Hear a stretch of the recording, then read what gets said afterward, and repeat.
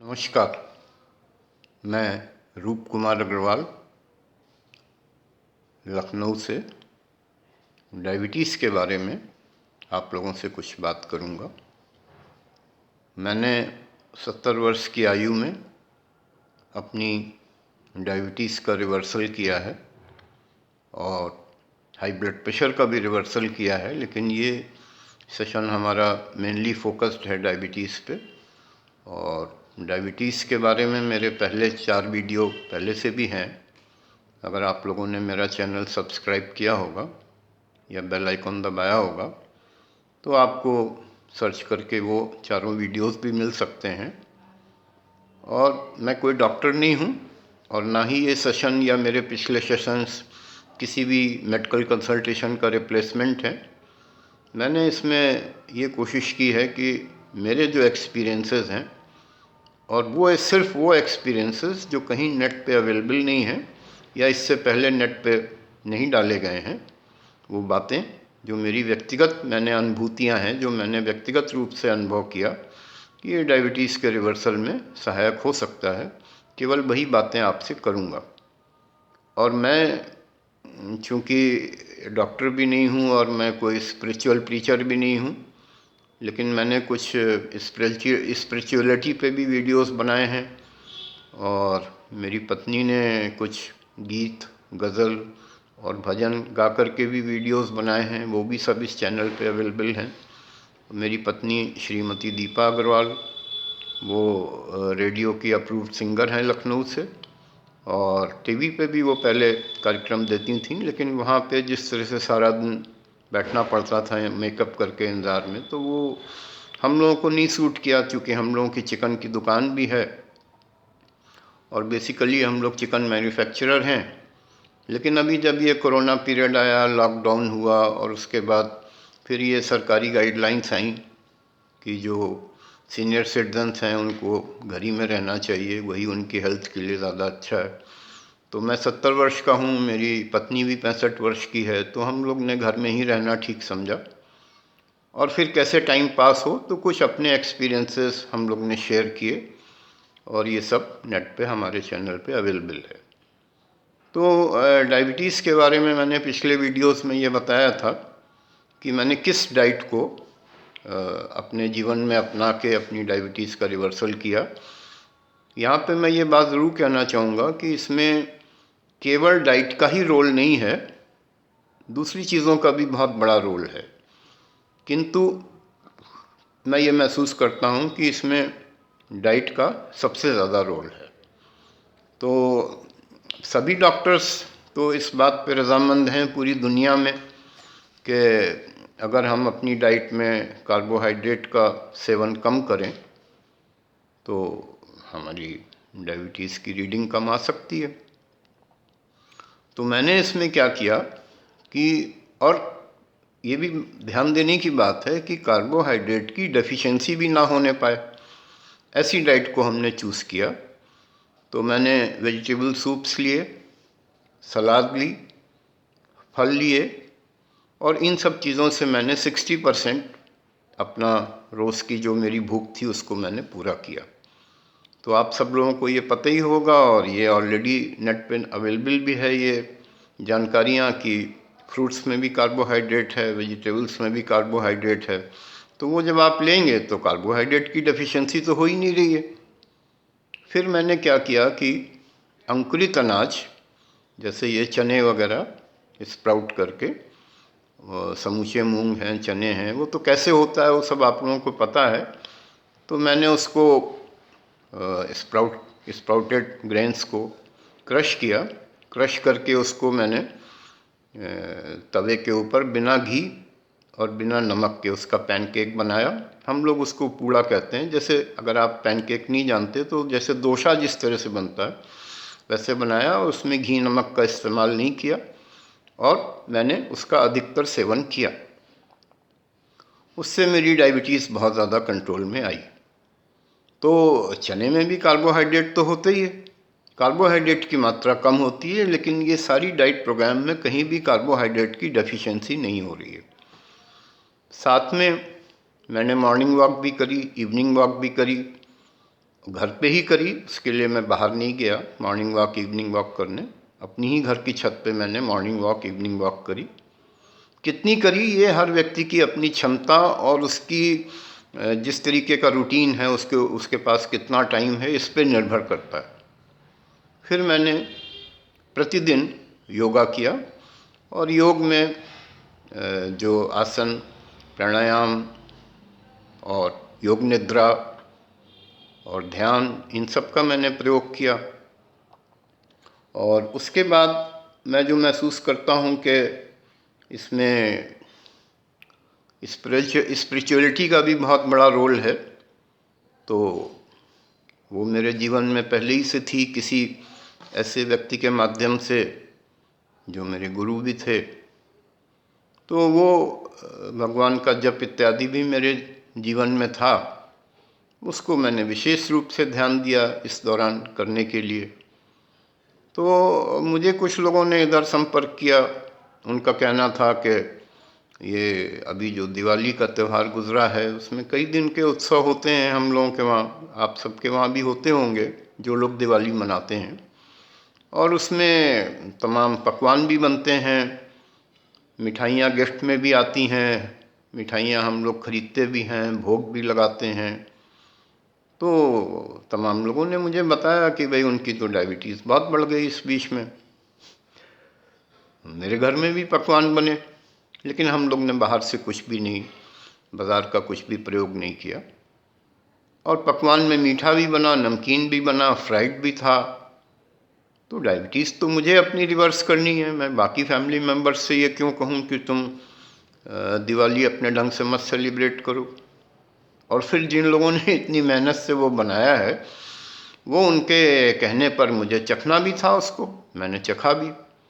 लेकिन मैं आपको ऑनेस्टली बताता हूँ कि इस बीच मेरी फास्टिंग 103 के करीब थी और मेरी पीपी जो मैक्सिमम अलाउड है 140, वो मेरी 140 तक ही थी, उससे एक भी यूनिट मेरी आगे की ओर नहीं थी।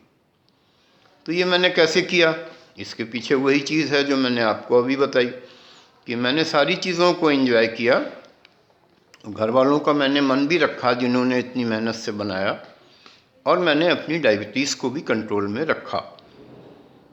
तो वही डाइट की बात है कि मैंने थोड़ी सी सलाद बढ़ा दी, थोड़े से फल बढ़ा दिए, और नाश्ते के पहले, खाने के पहले, दिन में और रात में मैंने वेजिटेबल सूप पिया।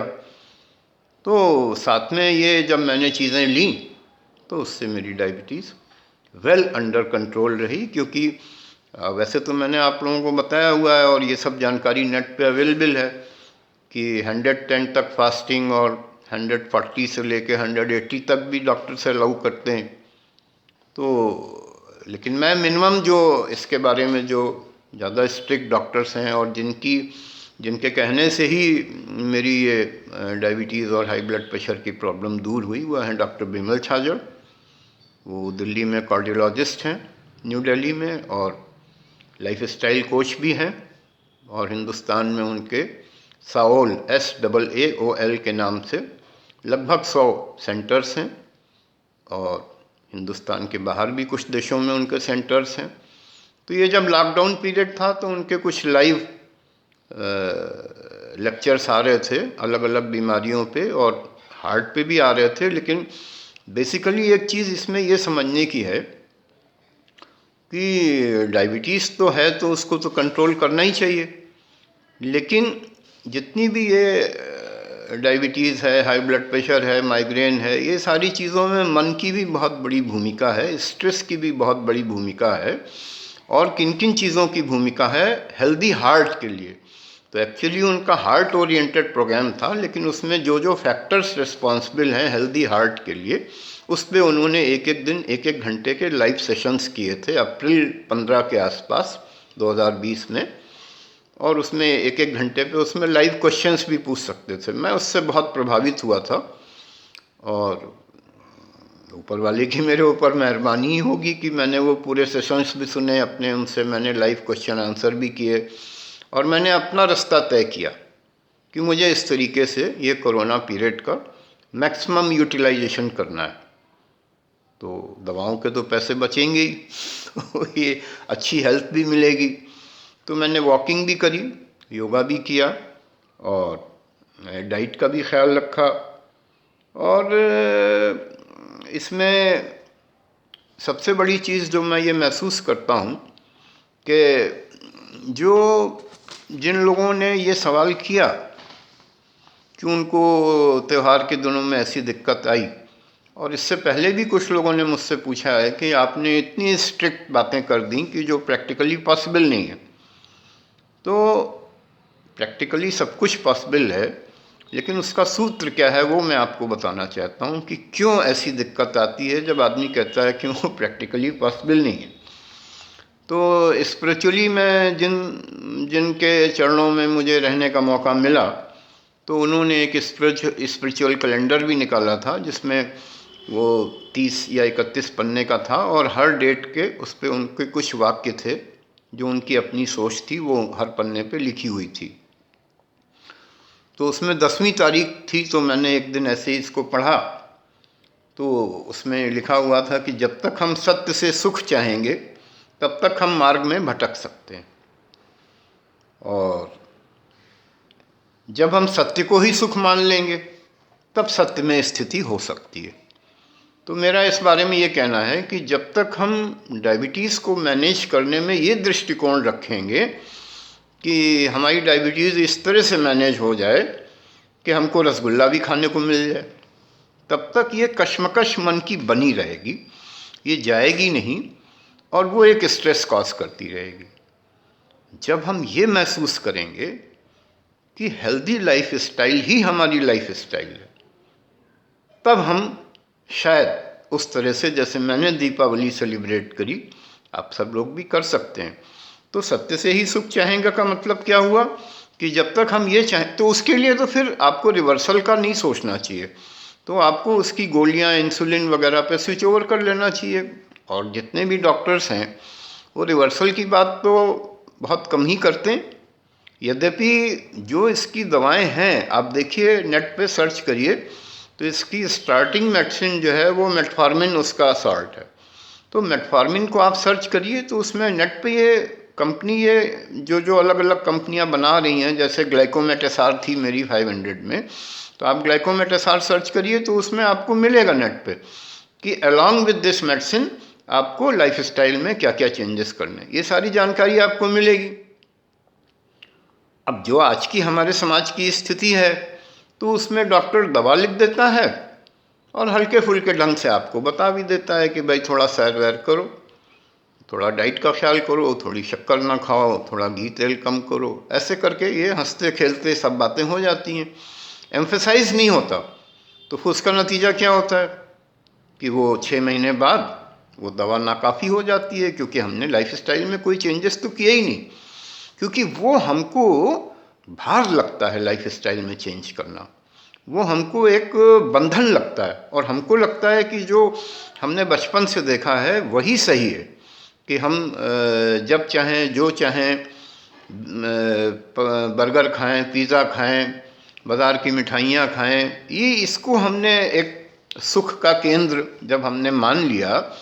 ये डॉक्टर बिमल छाजड़ ने ये बात कही भी थी, उन्होंने एक उदाहरण भी दिया कि जब उनके पास हार्ट के पेशेंट्स आए तो ये बात हुई कि भाई उन्होंने कहा तुमको, बंगाली से कहा तुम्हें मछली नहीं खानी है तो उसको बहुत प्रॉब्लम हुई, मारवाड़ी से कहा तुम्हें घी नहीं खाना है तो उसको बहुत प्रॉब्लम हुई। तो उन लोग का ये कहना था कि ये चीज़ें हम नहीं करेंगे तो हम कैसे ज़िंदा रहेंगे।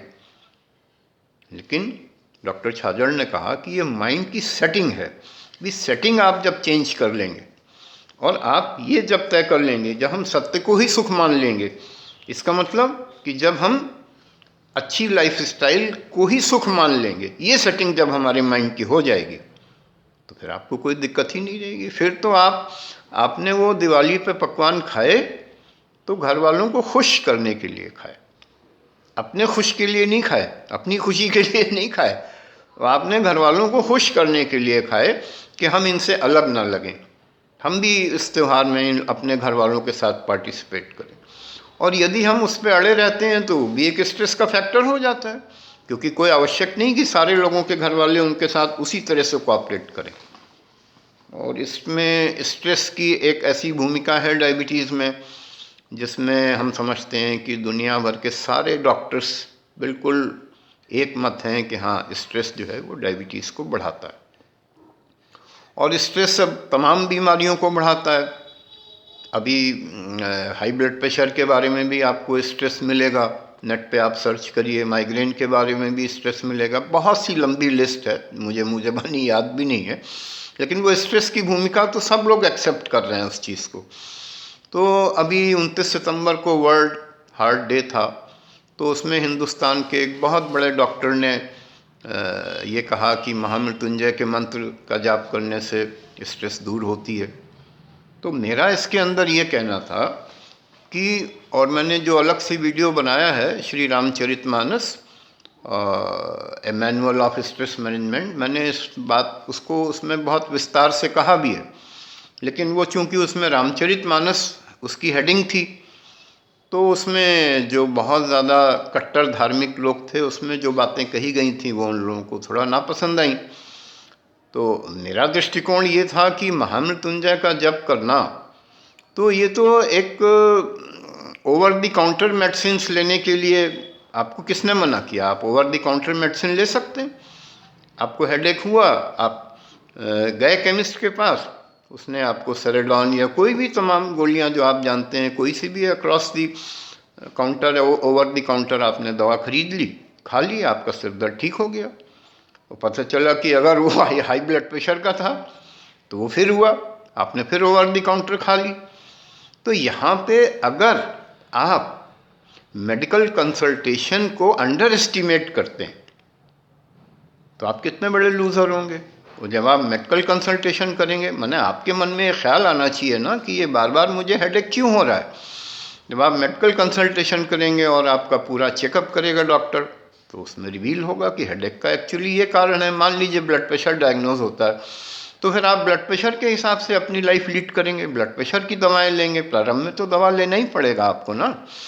तो उसी तरीके से जो मंत्र विज्ञान है, जो आध्यात्मिक विज्ञान है, उसमें आप ओवर द काउंटर क्यों आप मंत्र लेना पसंद करते हैं, मेरा ये प्रश्न है। और इस पर आप लोगों को बहुत ही सीरियसली विचार करना चाहिए। तो जो स्पिरिचुअल स्पेशलिस्ट है, आप देखिए कि जो बुद्धि की उपयोगिता क्या है कि आपको ये पता होना चाहिए कि मुझे क्या मालूम है, लेकिन उससे भी बढ़ के ये उपयोगिता है कि आपको ये पता होना चाहिए कि आपको क्या नहीं मालूम है। तो जो डॉक्टर्स हैं उनको पता होता है कि उनको क्या नहीं मालूम है। अगर हार्ट का डॉक्टर है और आप उससे डायबिटीज़ की बात करें तो वो बोलेगा आपको कि भाई आप उसके विशेषज्ञ के पास जाइए। आप फिजिशियन से आप हार्ट की बात करें तो वो आपको बोलेगा कि आप कार्डियोलॉजिस्ट से कंसल्ट कर लीजिए। लेकिन अब आजकल ऐसा कुछ रिवाज है कि डॉक्टर लोग हर बात में अपना मशवरा देते हैं। वो मंत्र विज्ञान के विशेषज्ञ नहीं भी हैं तो भी उनको लगता है कि हाँ, हम महामृत्युंजय, और महामृत्युंजय एक ऐसा मंत्र है कि जिसका जाप करना कोई बहुत बुरी बात नहीं है। वो तो उसके केवल आप जो ओवर द काउंटर दवा लेते हैं तो क्या वो फ़ायदा नहीं करती है? वो भी फ़ायदा करती है, लेकिन क्या वो उसका अल्टीमेट लेवल होता है फ़ायदे का? नहीं होता। जब आप डॉक्टर से पूछ के करेंगे तो उसकी बात ही अलग है ना। तो उसी तरीके से आप अपने गुरु से जब पूछ के मंत्र का जाप करेंगे तो ऐसी हमारे देश की आध्यात्मिक मान्यता है कि गुरु मंत्र जो है वो किसी भी मंत्र से ज़्यादा प्रभावशाली आपके जीवन में हो सकता है। क्यों हो सकता है? 2 मिनट इसके ऊपर बात करता हूँ कि आप देखिए कि लंका में, रामचरितमानस का थोड़ा सा रेफरेंस देता हूँ, यद्यपि मैं इसको डायबिटीज़ के ही उसमें डाल रहा हूँ, तो जो बहुत धार्मिक लोग हैं उनको वो डायबिटीज़, ये तो वही लोग देखेंगे वीडियो जो डायबिटिक से जिनको इंटरेस्ट है रिवर्सल में। तो मैं एक हल्का सा जिक्र करता हूँ कि सीता जी लंका में हैं, रावण की अशोक वाटिका में हैं, और वहाँ पे वो मंत्र साधना कर भी रही हैं। उसमें रामायण में चौपाइयाँ भी हैं कि वो भगवान का नाम का जप कर रही हैं। लेकिन वहाँ पे कुछ चीज़ें उसमें लैक कर रही हैं, कुछ चीज़ों की कमी हो रही, ये लीला में। इसको इस दृष्टिकोण से मत देखिएगा कि सीता जी की कमी निकाल रहे हैं। अगर हमारा ये दृष्टिकोण होता तो आप ये सोचिए कि गोस्वामी तुलसीदास जी ने ये प्रसंग रामचरितमानस में लिखा ही क्यों, कि सीता जी परेशान हो के लंकनी से कहती हैं कि तुम मुझे अग्नि ला दो, मैं अपनी देह को विसर्जित कर दूं। तो इसका मतलब ना कि वो मंत्र साधना करने के बाद भी उनको सुसाइडल थॉट्स आ रहे थे, तो लंकनी उनको बहलाने के लिए कह देती है कि हमारे वहाँ रात में ये काम नहीं होता, तो सुबह फिर देखा जाएगा। तो फिर जब वो लंकिनी चली जाती है तो सीता जी अशोक वृक्ष से कहती हैं, जिसके नीचे वो बैठी हैं, उसकी ओर कहती हैं कि वो उसके लाल लाल पत्ते, उनको ऐसा लगता है कि अग्नि है, तो वो अशोक से कहती हैं कि क्यों ना तुम अपना नाम सार्थक करो और तुम ही मुझे अग्नि दे दो, तो मैं अपने जीवन को समाप्त कर लूँ। तो सुसाइडल थॉट्स तो आ रहे थे ना। तो ये लीला में सीता जी दिखा रही हैं। तुलसीदास जी ये चीज़ हम लोगों के लिए बता रहे हैं कि इतने उत्कृष्ट पात्र में भी जब गुरु की भूमिका ना हो तो सुसाइडल थॉट्स भी आ सकते हैं। अभी फ़ायदा क्या हुआ उनको जब का ये फ़ायदा हुआ कि उनके प्राण नहीं गए। उधर मैंने जो एक, आप देखिएगा उसमें Ramcharitmanas manual of stress management में मैंने दशरथ जी का वर्णन किया है चरित्र का, कि दशरथ जी राम राम रट रहे हैं लेकिन तो भी उनको फिजिकल प्रॉब्लम्स हुई। तो ये सारा सूत्र क्या है, सीता जी को रिलीफ कब मिला, जब हनुमान जी उनके जीवन में प्रकट हुए, अशोक वाटिका में जब हनुमान जी प्रकट हुए। और प्रकट होने पर हनुमान जी की भूमिका क्या है। अब आप खाली स्ट्रेस मैनेजमेंट के पांडाव से इस घटना को देखिए, बहुत कट्टर धार्मिकता से देखेंगे तो थोड़ी आपको मेरी बातें उतनी अच्छी नहीं लगेंगी। तो हनुमान जी जो हैं वो शंकरावतार हैं। शंकर जी क्या हैं, तो वो कहते हैं तुम त्रिभुवन गुरु वेद वखाना, यानी तीनों लोकों के जो है शंकर जी गुरु हैं। तो यानी गुरु के रूप में हनुमान जी की वहाँ पे प्रकट होते हैं। और फिर जब हनुमान जी वहाँ पे सीता जी से वार्तालाप होती है तो वहाँ पे आपको रामायण में चौपाई मिलेगी कि रामचंद्र गुण वर्णय लागा और सुनते ही सीता कर दुख भागा। अब उनका दुख जो है भाग गया सीता जी का। इसका अर्थ क्या हुआ कि अब उनका स्ट्रेस मैनेज हुआ। और फिर क्या हुआ कि कपि के वचन सप्रेम सुनी उपजा मन विश्वास। अब सीता जी के मन में विश्वास भी उत्पन्न हो गया। तो इस तरह से जो गुरु की भूमिका है ये बिल्कुल उसी तरह से है विशेषज्ञ के रूप में कि आपकी इंडिविजुअल स्थिति को देखते हुए डॉक्टर ये तय करता है कि कौन सी मेडिसिन आपको सबसे ज़्यादा अच्छा बेनिफिट दे सकती है। मैं उन स्पिरिचुअल गुरुओं की बात नहीं कर रहा हूँ जो सार्वजनिक दीक्षा देते हैं कि एक पंडाल में 10,000 लोग बैठे हैं और सबको पुस्तकें मंत्रों की बांट दी गई और मंच पे से गुरु ने कहा कि आप अपना इसमें से कोई भी मंत्र सेलेक्ट कर लीजिए और फिर आके हमको आप गुरुदक्षिणा दे दीजिए। इससे मिलती जुलती तमाम प्रथाएं भी मेरे देश में हैं और मैं समझता हूँ कि ये उसका दुरुपयोग किया। अब हमारे वहाँ तो लोग भाई आप जानते ही हैं कि जब यही बातें जो मैं कह रहा हूँ वो भी लोगों को जब खराब लग सकती हैं तो मेंटल क्लैरिटी कहाँ से आएगी।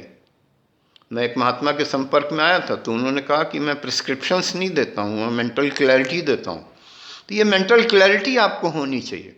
तुलसीदास जी को ये मेंटल क्लैरिटी थी तब ना उन्होंने ये सब प्रसंग लिखे रामचरितमानस में। तो ये गुरु तय करेगा कि आपकी जो पर्सनालिटी है उस पर्सनालिटी में कौन सा मंत्र आपको दिया जाए, उसका जब आप जप करें तो उससे आपको मैक्सिमम स्ट्रेस मैनेज हो जाए। और स्ट्रेस मैनेज होना ये मैं बहुत महत्व की बात बता रहा हूँ आपको, आप बहुत ध्यान से सुनेंगे इसको। ये वीडियो उस तरह से नहीं है जैसे दूसरे वीडियोज़ आपने सुने होंगे अभी तक।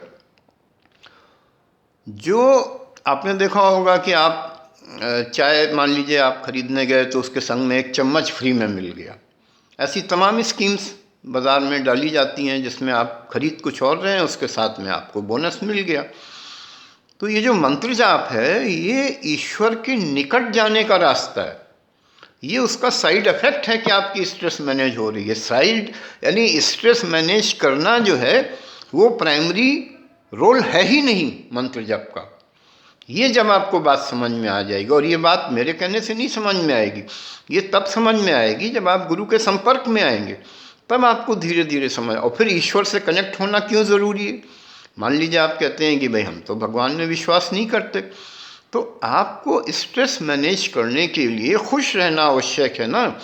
तो ईश्वर क्या है? जो आनंद सिंधु सुख राशि, जो आनंद का समुद्र है। समुद्र की गहराई नहीं होती, वो इनफाइनाइट है। तो भगवान तो आनंद के इनफाइनाइट आनंद है भगवान। आप उससे जब कनेक्ट होंगे तब आपको आनंद मिलेगा, तो स्ट्रेस मैनेज हो जाएगा, डायबिटीज़ रिवर्सल हो जाएगा। ये तो बहुत छोटा सा बेनिफिट है। तो उसमें एक मैंने जो Ramcharitmanas manual of stress management पे मैंने कुछ ऐसी भी बात कही हुई है, आप देखेंगे उसको। मैं तो उसके लिए कोई अंदर से मुझे रिग्रेट नहीं है, लेकिन मैंने कहा था कि भाई आपको लगता है कि ऐसे आज के ज़माने में जितने तमाम तरीके के गुरु भी हैं, बदनीयत गुरु भी हैं, तो मैं कैसे सेलेक्ट करूं कि। तो मैंने कहा था लिव इन रिलेशनशिप का मैंने जिक्र किया था, तो उसको कुछ लोगों को लगा कि ये गुरु के लिए ऐसे शब्दों का प्रयोग नहीं होना चाहिए। तो मैं इसको क्लियर करना चाहता हूँ कि लिव इन रिलेशनशिप या डेटिंग आप डेट कर सकते हैं गुरु से। इसमें डेट करने का मतलब ये है कि आप गुरु के संपर्क में कुछ दिन आ सकते हैं। आपको यदि लगता है कि जो आपकी पर्सनालिटी है उस गुरु से आपकी पर्सनालिटी की मैचिंग है। डेटिंग में भी तो आप यही तय करते हैं। जिस लड़की को आप रिजेक्ट करते हैं, क्या उसकी कहीं शादी नहीं होती? या जो लड़की आपको रिजेक्ट करती है उसकी कहीं शादी नहीं, आपकी कहीं शादी नहीं होती है क्या? सबकी शादियां होती हैं। लेकिन डेटिंग की यूटिलिटी यही है। अब मैं कहूँ कि वो पुष्प वाटिका में भगवान राम सीता जी से मिले, सीता जी भगवान राम से मिली। अब आप इसको, अगर आपकी भावना गंदी है तो आप गंदे अर्थों में ग्रहण कर सकते हैं, वो आपकी चॉइस है। तो आपने गुरु से डेटिंग करी, इसका अर्थ यही है कि आप थोड़ा गुरु के संपर्क में आए। और अगर आपको, और इसीलिए देखिए कि एक ही गुरु वो सबके लिए लाभकारी नहीं हो सकता है। आपकी पर्सनालिटी की मैचिंग का काउंटर पर्सनालिटी जिस गुरु की होगी वही, उसी से आपको फ़ायदा होगा। तो जैसे मैं कहूँ कि मेरे गुरुदेव जो थे वो ठीक से रहना सहना पसंद करते थे, तो मेरी पर्सनालिटी भी ठीक से रहने सहने की थी, तो मुझको वो आकर्षक लगे। तमाम लोग जो ठीक से रहना सहना नहीं पसंद करते थे, उनको लगा कि इनके तो बड़े ठाट बाट से रहते हैं, और उनके गुरुदेव जो है वो कहीं भी ज़मीन में भी बैठ जाते थे, पेड़ के नीचे भी बैठ जाते थे, वहीं पे प्रवचन करने लगते थे। तो ये पर्सनालिटी का अंतर है। और इसीलिए हमारे वहाँ 33 करोड़ देवताओं का भी प्रावधान है कि आपकी जैसी पर्सनालिटी है उसके अनुरूप जो देवता होगा, आपकी उसी में श्रद्धा होगी। तो आप देखते होंगे समाज में कि तमाम लोग देवी जी के भक्त होते हैं, तमाम लोग शंकर जी के भक्त होते हैं, तमाम लोग हनुमान जी के भक्त होते हैं, तमाम लोग राम जी के भक्त होते हैं, तमाम लोग कृष्ण जी के भक्त होते हैं। इसमें कोई प्रॉब्लम नहीं है। आपकी पर्सनालिटी से उस भगवान के उस रूप में उन्होंने जो लीला चरित्र किया है, उससे जब आपकी जिससे मैचिंग होगी वो आपको पसंद आएगा। अब इसमें प्रॉब्लम कब होती है? जब तमाम लोग ऐसे कहते हैं कि वो ये वाले जो भगवान हैं ये ज़्यादा शक्तिशाली हैं, या यही संपूर्ण भगवान हैं। कृष्ण जी के संदर्भ में बहुत से ऐसे बातें आप देखेंगे समाज में कि वो कहते हैं कि कंप्लीट तो कृष्ण जी ही हैं। तो ये बातें समाज में वैमनस्य बढ़ाती हैं। और आप जब ट्रू सेंस में स्पिरिचुअलिटी अपनाएंगे और भगवान से, आनंद के समुद्र से कनेक्ट होने की चेष्टा करेंगे, तो स्ट्रेस मैनेजमेंट तो आपको बोनस के रूप में मिल जाएगा, वो तो कोई प्रॉब्लम ही नहीं है। तो उधर मैं रामचरितमानस ए मैनुअल ऑफ स्ट्रेस मैनेजमेंट में बहुत कंट्रोवर्सी हुई थी मेरे ऐसे खुले विचारों को लोगों को सुन के। तो मैं अब उसमें टॉपिक चेंज कर रहा हूँ। उसमें स्ट्रेस मैनेजमेंट के लिए मानसिक पूजा पे मैं वीडियो बहुत जल्दी बनाऊँगा। अगर आप हमको सब्सक्राइब करेंगे, बेल आइकन दबाएंगे, तो आपको उसका भी नोटिफिकेशन आ जाएगा। देखिएगा, इस तरीके से पहले किसी ने इस संदर्भ में उन पौराणिक प्रसंगों को नहीं कहा है। नमस्कार, धन्यवाद।